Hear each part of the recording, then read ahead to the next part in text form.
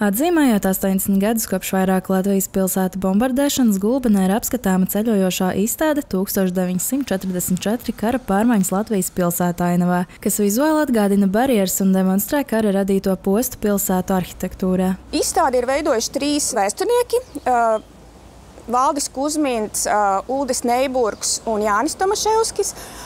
Savukārt scenogrāfiju ir veidojusi Ineta Sipunova. Tā galvenā ideja ir parādīt, ka kultūras mantojums ir svarīgs. Un šeit varbūt nav jāpārprot, ka mēs nerunājam tik daudz par cilvēkiem kā par ēkām un sabombardētajām pilsētām, kuras mēs rādām starp citu tādā veidā, ka mēs parādām, kā tas izskatījās pēc bombardēšanas un kā tas izskatās tagad.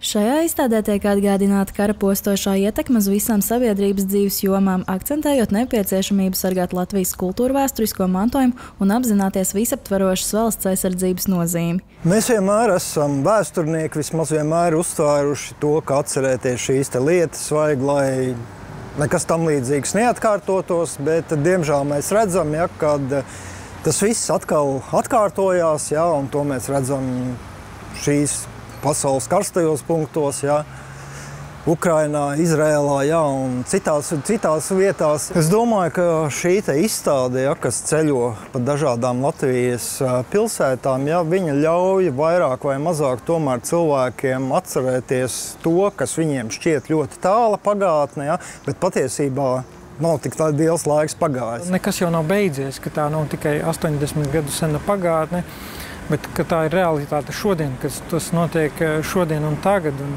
Un nevelti mēs arī katru dienu, 12. zvanam baznīcas zvanu. Mums vairs nav tas vēsturiskajā vietā neatrodas, bet šeit blakus ir uzcelts tāds pagaidu zvanu tornītis, un katru dienu 12. mēs zvanam zvanu aizlūgumam par Ukrainu. Katrā no Latvijas pilsētām, kur būs izstāde, tiks rīkot arī papildus publiska pasākumi, tostarp konferences un diskusijas, lai izglītotu sabiedrību par notikumiem, kas nemaz nav tik seni.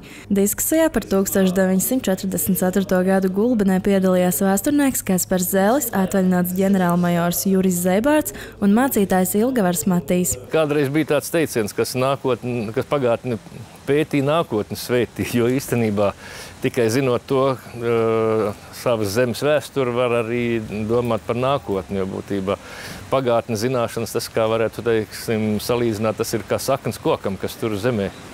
Jo bez tās pagātnes apzināšanās mēs zināmā mērā esam kā smiltis vējā, ko var pūst no vienas puses uz otru. Es domāju, vismaz 2 paaudzes ir izaugušas un kuri nav redzējuši, kāda Gulbene izskatījās pirms šīs bombardēšanas. Es arī tajā skaitā nezinu. Un šodien bija ļoti vērtīgi arī dzirdēt lektorus un redzēt arī Jura Zeibārta kunga parādītās fotogrāfijas, kur mēs tiešām redzējām, kāda Gulbene izskatījās. Tāda viņa nebūs nekad vairs. Izstāde Gulbenes pilsētas centrā atradīsies vēl līdz 30. jūnijam. Pēc tam tā būs Salaspilī, Jelgavā, Bauskā un Valmierā, bet oktobra sākumā tā atkal atgriezīsies Rīgā. Elis Ragauša, Indra Skrieviņš, Vidzemes televīzija.